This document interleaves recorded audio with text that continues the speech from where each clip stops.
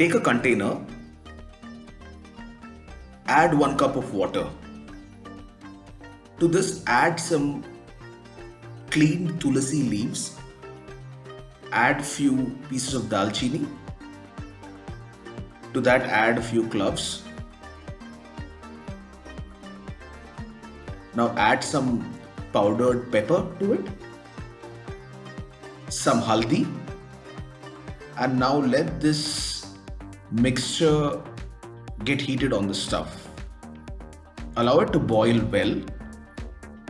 You can start getting the aroma of tulsi leaves boiling. Use a filter to filter the extract. Now your Tulsi decoction is ready.